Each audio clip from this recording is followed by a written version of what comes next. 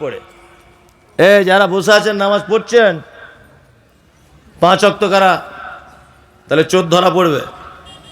যারা শুধু 5 ওয়াক্ত তারা হাত তুলুন, তুললে একটু, তাহলে চোর ধরা পড়ে যাবে। তার মানে অনেকেই আছে যারা পড়ে না, তাই না? আমাদের বাজারে কয়েক রকমের নামাজি পাওয়া যায়, বুঝলেন? 3-4 রকমের। এক রকম দেখবেন জোহরে যায়, আসরে যায়, মগরিবে দোকান খুলে, এশায় দোকান বন্ধ করে, ফজরে ঘুম ভাঙে না। এরকম কোয়ালিটি নাই। কেউ ফজরে যায়, এশায় থাকে না, কেউ এশায় থাকে, জোহরে থাকে না। এরকম নামাজি আছে। আর একটা কোয়ালিটি হচ্ছে শুধু জুম্মায় যায়, তাই না? আর শুধু জুম্মায় যায় না, গিয়ে ঝামেলাও করে। ঝামেলা করে না? করে। এই এক কোয়ালিটির। আর একটা কোয়ালিটির আপনি দেখতে পাবেন যে এরা 2 ঈদে যায়, ঈদুল ফিতর, ঈদুল আজহা, এই বছরে 2 বার। আর একটা আছে তারা 5 ওয়াক্তই পড়ে, কিন্তু কিছু না জেনে না বুঝে পড়ে। যদি বলছেন এটা কেমন, দেখায় আপনাকে। তাহলে একটা লোককে জিজ্ঞেস করছি, চাচা তুমি কতদিন নামাজ পড়ছো? কতদিন? তা বলছে 30 বছর হবে বাপ। বয়স্ক লোক। আর চাচা এই দুয়ায় কুনুতটা জানো? অতটা জানি না, কি করে মুখস্থ করি বাপ, এত বড় দোয়া মুখস্থ হয়? বাহ। আচ্ছা এই রুকু থেকে উঠে কি দোয়া বলে? বলছে বাপ ওটাও জানি না, তবে নামাজ কিন্তু পড়ি আমি ঠিক। ভালো করে বুঝবেন, যে লোকটা রুকুর উঠে দোয়া জানে না, যে লোকটা মানে দোয়ায় সানা জানে না, দোয়ায় তাশাহুদ জানে না, যে লোকটা দরুদ জানে না, যে দোয়ায় কুনুত জানে না, ভালো করে বুঝবেন। কানে কম শোনে বলছে, চোখে কম দেখে, ওকে 2 টাকা কম দিয়ে দেখবেন তো কোনো দোকানদার, ঠিক বুঝতে পেরে যাবে। মানে সব কাজে সিয়ানাগিরি, মসজিদে গিয়ে বোকা, তাই না? কি করে পরের জমির আলি কেটতে হয় এ জ্ঞান আজ ভালোই আছে, কোনো অসুবিধা নেই, কিন্তু ও মসজিদের দুয়াপত্র জানে না। কিন্তু এই লোকটাকেও আবার দেখবেন ভেতরে নামাজে সামি আল্লাহু লিমান হামিদা, ইমাম সাহেব বা নিজে নিজে 2টো পদ্ধতি ভেতরের, হাত বেঁধেও দোয়া করার হাদিস সহি, হাত মানে তুলেও দোয়া করা সহি, দুটোই সহি হাদিস, যে যেটা আমল করবে। যাই হোক, তা ও হাত তুলেই দোয়া করছে, দেখবেন ও কিন্তু বলছে আমি দোয়া জানি না, স্বীকার করেছে। তা যে লোকটা দোয়া জানে না সে ঠোঁট নাড়ে কি বলে? তার মানে চিটার। কি বলছি বুঝতে পারছে না? ও দেখবেন আপনাদের মসজিদে কালকে সকালে খোঁজ করুন, একটা লোক 10 বছর নামাজ পড়ে কিন্তু কোনো দোয়া জানে না, কিন্তু প্রত্যেক জায়গাতে ঠোঁট নাড়েও। কি বললাম বুঝলেন? মানে দুনিয়ার মানুষের সঙ্গে 2 নম্বরই করে ধোকা দিয়ে 50 বছর বয়সে পা দিল, আর 50 বছর বয়সে এবার আল্লাহর মসজিদে গিয়ে আল্লাহকে পর্যন্ত ঠোঁট লাড়িয়ে ডুপ্লিকেট করছে। কথা বাস্তব না অবাস্তব বলুন? ওর বাড়িতে সব আছে, শীতকালে ফেয়ারান নাবলি না কি বলে, সব বরলিন না প্লাস প্লাস কি বলে আমি ওসব জানি না, বরলিন না কি বলে, ও শীতকাল আসলে ওটা কিনতে হয়, ওর জ্ঞান আছে। শীতকাল এলে মোজা ব্যবহার করতে হয়, বড় ছেলেকে বলে দিচ্ছে এই একজোড়া মোজা এনে দিস, এটাও টনটনে জ্ঞান আছে। কিন্তু শ্যামনগর জলসা শুনতে গিয়ে একটা ভালো শহীদ দুয়ার বই কিনে এনে নামাজের দুয়াগুলো পড়ে পড়ে বানান করে করে হলেও মুখস্থ করব, এই জ্ঞান নেই, তাই না? আবার যদি কেউ ওই চাচাকে বলে দিতে চায়, চাচা হাত তুমি যে এই রকম করে বাঁধছো এটা ঠিক না, এইভাবে বাঁধো, আমার চাচা রেগে গিয়ে বলে তুই তোরটা কর আমি আমারটা করি, ভুলটা ধরিয়ে দিলেও রাগ। এরকম মুসল্লি আছে না? ও সেজদায় যখন যাচ্ছে পা ফাঁক করে রাখছে, কিন্তু হাদিস অনুযায়ী পা দুটো এইভাবে রাখতে হবে, তাই না? ওকে আপনি বলে দেন যে পা দুটো এইভাবে রাখুন, তোর কবরে তুই যাবি, আমার কবরে আমি যাবো, বেশি ফটর ফটর করিস না। এতদিন আসতাম না ঠিক চলে এসেছি আর পেছে লেগেছিস, এরকম লোক আছে না নেই? আচ্ছা, আল্লাহু আকবার। এরকম 2 নম্বরই আর চিটিংবাজি করে কদিন আল্লাহর সঙ্গে ধোকা দিয়ে চলবে? চলবে? চলবে না। বিনীত অনুরোধ, যদি পড়াশুনো না জানেন, আগেকার মানুষ আপনি স্কুলে যাননি, অন্তত পক্ষে আপনাদের মাদ্রাসার শিক্ষকের কাছে বা মসজিদের ইমামের কাছে বসে 2টো দোয়া শিখুন না, বসে 2টো দোয়া শিখুন, বুঝলেন না? আরে 1 মাসে তো একটা হবে, তাহলে যদি 10 মাস 1 বছর যাতে আপনি চেষ্টা করেন, অন্তত নামাজের যেগুলো লাগে সেগুলো তো কমপ্লিট হতে যাবে। কথাগুলো আমি ঠিক বলছি না ভুল বলছি? তা একটা লোক বলুন তো যে আমি বয়স্ক লোক, আজকে থেকে এটা শুরু করবো ইমাম সাহেবের কাছে, অত সহজ নয়। তার মানে সবাই দোয়া জানে, তাই তো? ধরবো, দেখবেন একটা লোককে ডেকে ধরবো, ও হার্ট ফেল করবে ধরলেই। কি বললাম বুঝলেন? না, ডাকলে উনি হয়তো ভাববেন যে অপমান করছে। না, আমি এটা করতে চাই না, কিন্তু বাস্তবতা হচ্ছে এই, বাস্তবতা এটাই। আপনি মসজিদ ইমাম সাহেব রেখেছেন, তাকে 200 টাকা দিয়ে তার কাছে 2টো দোয়া শিখুন। যদি বলছেন আমি তাকে বেতন টেতন দেবো না, এমনি শিখুন। গ্রামে প্রতিষ্ঠান মাদ্রাসা আছে, হাফেজ সাহেবরা আছে, আর এখানে মসজিদে যিনি ইমাম আছেন, ইমামের দায়িত্ব খুব ভালো ছেলে, নরম ছেলে। আমি গত বছর এবারে এলাম, ও সে বাচ্চা ছেলের মতো ব্যবহার, ওর খুব সুন্দর, মাশাআল্লাহ। তো ওর কাছে যাবেন, আপনাদের মাদ্রাসার যে প্রধান শিক্ষক, ভালো ছেলে, পাকুড়ে বাড়ি, তা ওর কাছে যান, গিয়ে বলুন যে 2টো দোয়া বলে দেন। আরে জানতে শিক্ষার আবার লজ্জা আছে? লজ্জা আছে? লজ্জা নেই। এইরকম নামাজ পড়ে কোনো লাভ নেই। আর একটা নামাজি, 4টে যেটা দেখালাম, এরা একজনও কেউ নামাজিদের ভিতরে না। কি বললাম বুঝলেন? কেউ নামাজের ভিতরে নয়। আসলে সলাত, নামাজ, এটা এমন একটা ইবাদত যে এইটাকে বাদ দিয়ে, আচ্ছা আপনাকে একটা জিজ্ঞেস করি জিনিস, আচ্ছা বলুন তো, ওই মিষ্টির দোকানের রসগোল্লা, এটা কি দিয়ে হয়? ছানা দিয়ে হয়। আচ্ছা ভালোই তো জ্ঞান আপনার। আরে কালাকান্দ ছানা দিয়ে, ল্যাংচা সব ছানা দিয়ে হয়। তাহলে টোটাল মিষ্টির দোকানের যত আইটেম আছে মিষ্টি জাতীয় আর কি, দই, কালাকান্দ, ওই লেডিকেনি না কি বলে, যত আছে, যত মিষ্টির এর মূল উপাদানটা কি? দুধ। ইয়েস, দুধ। দুধ ছাড়া কিন্তু এগুলো সম্ভব নয়। সম্ভব নয়। আপনার জীবনে যত ভালো কাজ করছেন, যা কিছু করছেন, ঠিক মূল উপাদান, মূল ইবাদত, তার নাম সালাত। কি বললাম বুঝলেন? সালাত ছাড়া অন্য কোন ইবাদত টিকে থাকতে পারে না, একদমই নয়। আর আল্লাহ সুবহানাহু ওয়া তাআলা পবিত্র আল কোরআনে বলছেন, মা সালাকাকুম ফি সাকার ক্বালু লাম নাকু মিনাল মুসাল্লিন। একটা সাকার নামক জাহান্নামীকে জিজ্ঞাসা করা হবে, এই তুমি কেন সাকার নামক জাহান্নামে এসেছো? ও তখন বলবে, ক্বালু লাম নাকু মিনাল মুসাল্লিন। আল্লাহ, সব কাজ করেছি, আমি শুধু নামাজ পড়িনি তাই। তার মানে বেনামাজি থাকা জায়গা কোথায়? জাহান্নাম। এটা বলতেও আমার খারাপ লাগছে, যে মুখে এটা উচ্চারণ করব, এটা আমার কাছে খুব লজ্জিত মনে করছে আমি নিজেকে, যে একটা লোক নামাজ পড়ে না, আমি এত বড় সার্টিফিকেট দেবো যে লোকটা জাহান্নামে যাবে, কিন্তু আমাকে যে বলতেই হবে আল্লাহ বলছে তাই। অনেক মানুষ আছে বলছে, মৌলী সাহেব নামাই না পড়তে পারি, তবে আমি আর 5 জনের মতো ঝেড়ে খাই না, চিটিং বাজ নয়, আমার ইমান চাঙ্গা, বুঝলে না? আমার ইমান চাঙ্গা। আমার ছেলে আমাকে বলে মাঝে সাঝে, আব্বু আমি মিলিটারি চাকরি করব। আমার ছেলে, ঠিক আছে তুই মিলিটারি হবি যখন, অসুবিধা নেই। লিখিত পরীক্ষা দিয়েছে, ফার্স্ট হয়েছে, অরিজিনাল নয় কিন্তু, আমার ছেলের এখন ছোট, বোঝানোর জন্য বলছি। মৌখিক পরীক্ষা ফার্স্ট। আমার ছেলে মাঠে রান করেছে ফার্স্ট, লং জাম্প ফার্স্ট, সব কাজে আমার ছেলে ফার্স্ট। তা আমার ছেলে আমাকে একদিন আনন্দ করে এসে বুকে জড়িয়ে ধরে বলছে, আব্বু মনে হয় চাকরি আমার কনফার্ম হয়ে যাবে, আর একটা মাত্র আমার পরীক্ষা বাকি আছে। কি বেটা? বলছে একজন অফিসার শুধু ফিতে নিয়ে মাপবে আমার হাইটটা কতটা। এখন হাইট দেখতে পাওয়া যাচ্ছে আমার ছেলে 3.5 ফুট, মিলিটারি চাকরি করবে ও। আচ্ছা বলুন তো, কিয়ামত পর্যন্ত সম্ভব? সম্ভব নয়।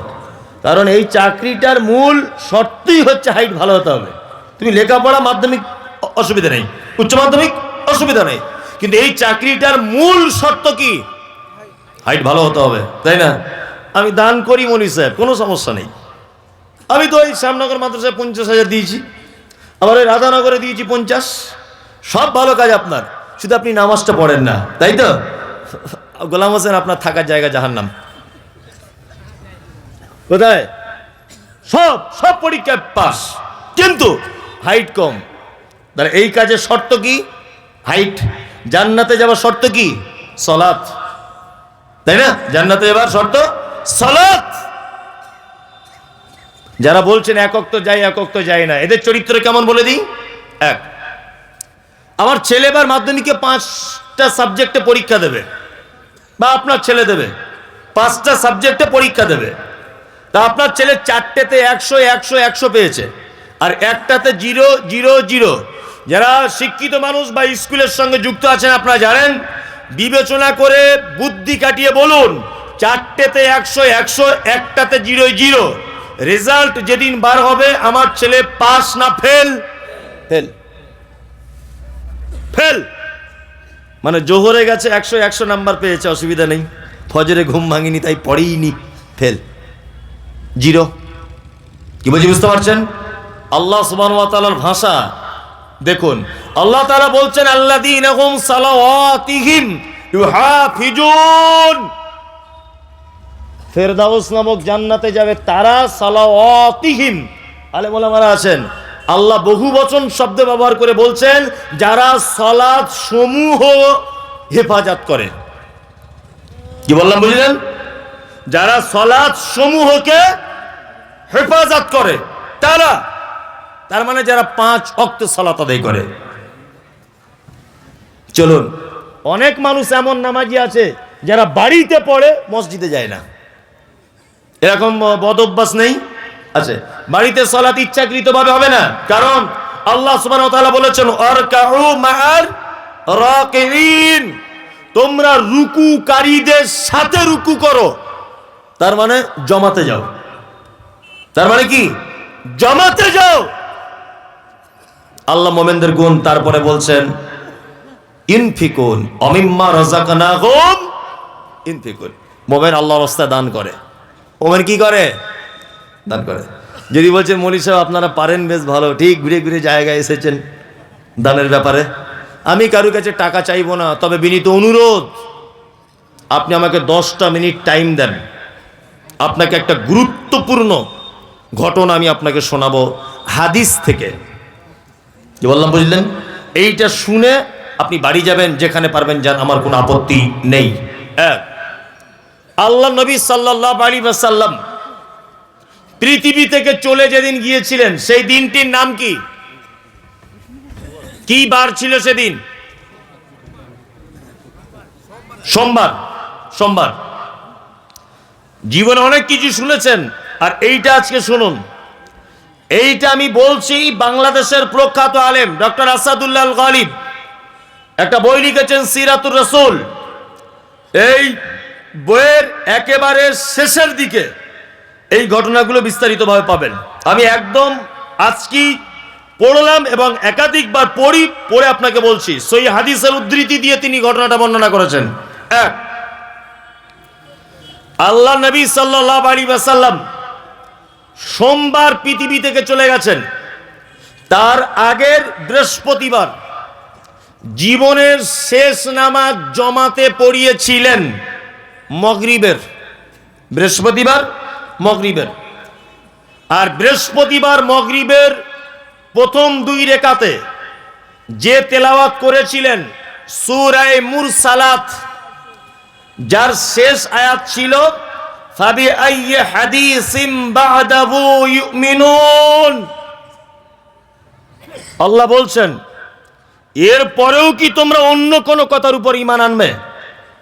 বিশ্বনবী ঠিক যেন উম্মতদের উদ্দেশ্যে কথা বলতে চেয়েছেন শেষ আয়াত দ্বারা, ফাবি আইয়ি হাদিসিম বাদাহু ইউমিনুন। মাগরিবের সালাত শেষ, বাড়ি চলে এলেন। হযরতে বেলাল মসজিদে নববীতে যেন আয়েশার আজানের ধ্বনি দিয়ে দিলেন, হাইয়া আলাস সালাহ হাইয়া আলাস সালাহ। হযরতে বেলাল, আল্লাহ রাসূল উঠলেন, উঠে আয়েশাকে ডেকে বলছেন, আয়েশা আয়েশা একটু পানি দাও তো আমাকে। আম্মা জান আয়েশা পানি দিলেন। আল্লাহ রসুল সাল্লাল্লাহু আলাইহি ওয়াসাল্লাম অজু করলেন। অজু করার পর অজ্ঞান হয়ে গেলেন, বেহুশ হয়ে গেলেন। একটু পরে আবার হুঁশ ফিরে এলো। আল্লাহ নবী সাল্লাল্লাহু আলাইহি ওয়াসাল্লাম আবার আয়েশাকে বলছেন, আয়েশা একটু পানি দাও তো। আয়েশা আবার পানি দিলেন। আল্লাহ রসুল অজু কমপ্লিট করলেন, তারপর আবার অজ্ঞান হয়ে গেলেন। আসাদুল্লাহ গালিব সাহেব যেভাবে বইয়ের ভিতরে ঘটনাটা বর্ণনা করেছেন, আমি সেইভাবে বর্ণনা করছি, একটা অক্ষরে দিক ওদিক করবো না। আমি মানুষ, তারপরে গণ্ডগোল হয়ে যেতে পারে। তৃতীয়বার আবার অজু করলেন। অজু করে ঠিক বেহুশ হয়ে যাবার আগে আল্লাহ নবী সাল্লাল্লাহু আলাইহি ওয়াসাল্লাম আয়েশাকে বলছেন, আয়েশা ইশারাতে তোমার আব্বাকে বলো ইমামতি করতে, তোমার আব্বাকে বলো, আমার আর যাওয়া হলো না। আম্মা জান আয়েশা আব্বা আবু বক্করকে বললেন, আপনি ইমামতি করতে যান, আল্লাহ রসুল অর্ডার করেছেন। হযরত আবু বক্কর ইমামতি করতে যাচ্ছেন, চোখ দিয়ে পানি পড়ছে ঝরঝর করে, যে আল্লাহ রসুল বেঁচে আছেন আর এখন আমি ইমামতি করতে যাব, এটা উচিত নয়। পৃথিবীতে একজন ভাগ্যবান পুরুষ মানুষ আল্লাহর নবী বেঁচে থাকা অবস্থায় 17 ওয়াক্তের, 17 রেকাতের নয়, 17 ওয়াক্তের ইমামতি করেছেন আবু বকর সিদ্দিক রাদিয়াল্লাহু তাআলা আনহু। এটা কিন্তু ভালো একটা ইম্পর্টেন্ট ব্যাপার, জেনে রাখুন আপনি। নাম্বার 2, হযরত আবু বকর ইমামতি করছেন। আম্মা জান আয়েশা একটা আপত্তি জানালেন আল্লাহ রসুলকে। এটা আপনারা জানেন যে আল্লাহ রসুল পৃথিবী থেকে চলে যাওয়ার আগে আয়েশার হুজরাতে অন্যান্য বিবিদের মতামত নিয়ে শেষ দিনগুলো আয়েশার হুজরাতে ছিলেন। আয়েশা রাদিয়াল্লাহু তাআলা আনহা তিনি ভাবছেন যে আমার হুজরাতে আল্লাহ রসুল আছে আর আমার আব্বা যদি ইমামতি করে তাহলে অন্যান্য বিবিরা ভাববে আয়েশা মনে হয় নিজের বাপ বলে আগে আগে ইমামতি করতে দিচ্ছে, অন্যান্য বিবিরা রাগ করতে পারে। আল্লাহ নবীকে যখন এই অভিযোগ করলেন আয়েশা, তখন আল্লাহ রসুল একটু উচ্চ কণ্ঠে বলছেন, আয়েশা আরে আমি বলছি আবু বকর ইমামতি করবে, আর তুমি কেন অন্যজনের নাম বলছো? এই জায়গাতে একটু ইঙ্গিত পাওয়া গেল যে আল্লাহ রসুল মারা যাওয়ার পরে আবু বকর খলিফা হবেন। এই ব্যবহারটাতে আম্মা জান আয়েশা একটু ইঙ্গিত পেলেন যে আবু বকরের উপর আল্লাহ রসুলের এত ভালোবাসা কেন। আল্লাহু আকবার। কেন ভালোবাসা? মাঝখানে একটা ছোট্ট কথা বলে দিই। আল্লাহ রসুল মসজিদের ভিতরে বসে আছেন আর সাহাবীদেরকে বলছেন, তোমাদের ঈমান আর আবু বকরের ঈমান দেখবে। তাহলে আল্লাহ রসুল কেমন বলছে, ওই দেখো ওই দেখো ওই দেখো, দেখতে পাচ্ছ একজন আরোহী তার জানোয়ারের পিঠের উপরে চেপে যাচ্ছে কথা বলতে বলতে। আচ্ছা বলুন, একটা গরুর মালিক সে যদি তার গরুর পিঠের উপরে বসে গরুর সঙ্গে কথা বলতে বলতে যাচ্ছে, এটা যদি আমি বলি কেউ বিশ্বাস করবে? গরু কথা বলতে পারে? তখন সাহাবীরা বলছেন, আল্লাহ রাসূল আপনি কেমন কথা বলছেন, গরু কোনোদিন তার মালিকের সঙ্গে কথা বলতে পারে? তখন আল্লাহ রাসূল বলছেন, এটাই তোমাদের ঈমান আর আবু বক্করের ঈমানের ডিফারেন্স। এই কথাটাই যদি আমি আবু বক্করকে বলতাম তাহলে আবু বক্করের উত্তর এটা হতো, অবশ্যই আপনি যখন বলেছেন অসম্ভবের কিছু নেই। এটা হচ্ছে আবু বক্করের ঈমান।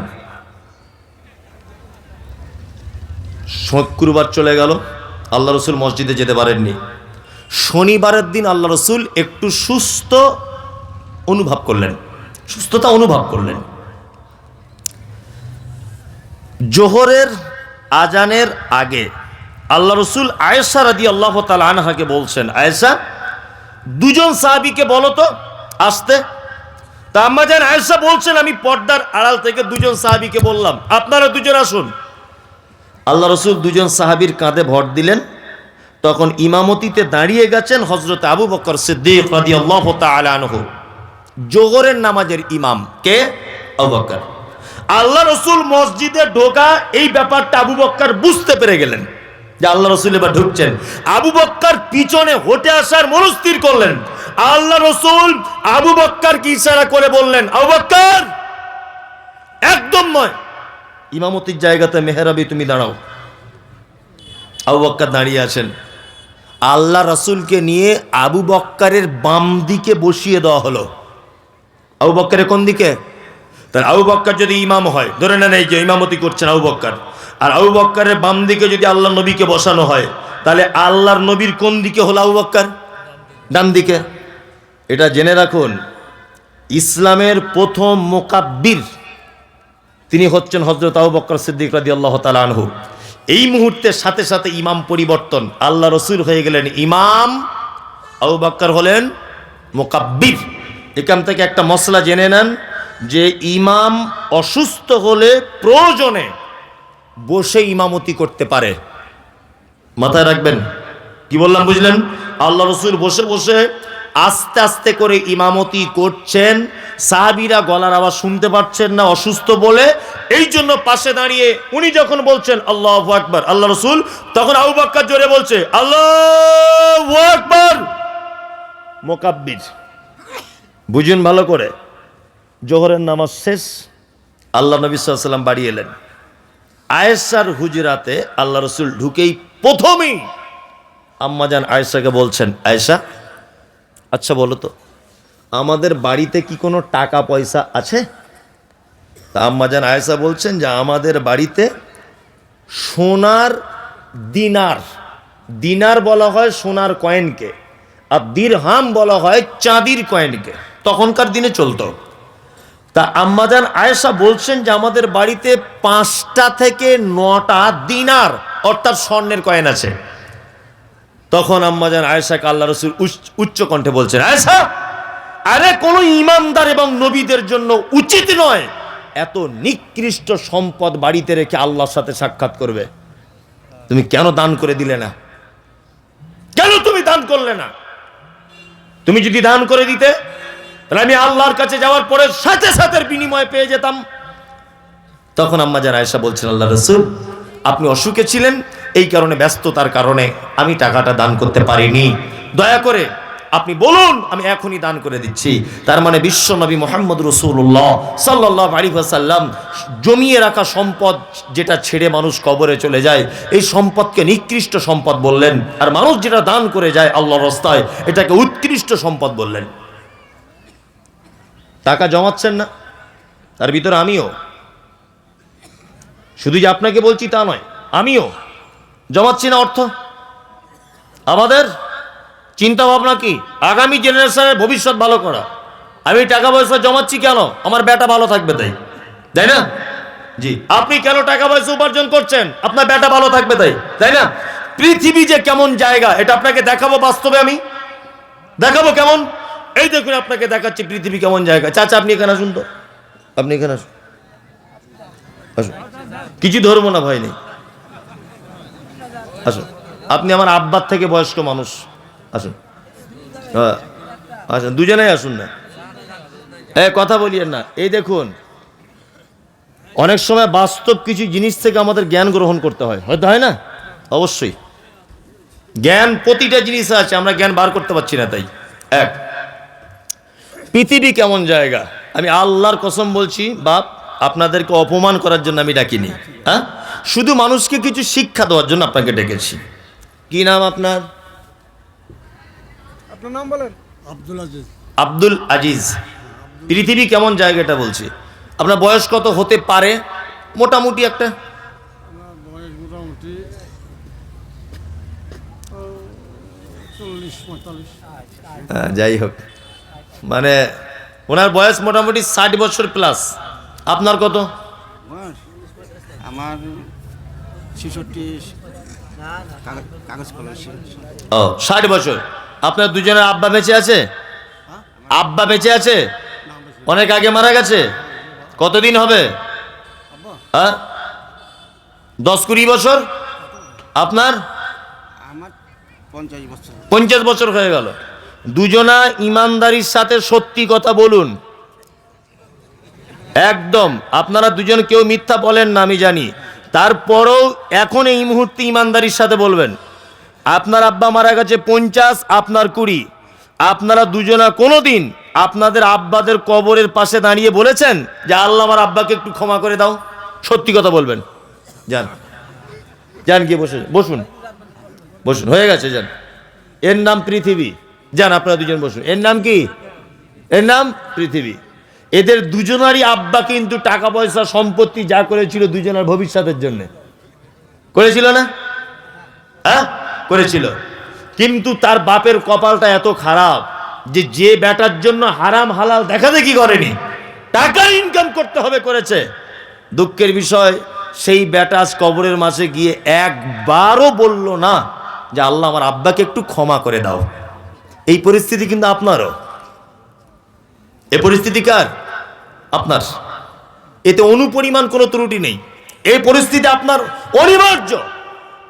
আপনি মারা যান, আপনার বেটা কখনো কোনোদিন আপনার কবরে গিয়ে বলবে না যে আল্লাহ আমার আব্বাকে একটু ক্ষমা করে দাও। বলবে? বলবে না।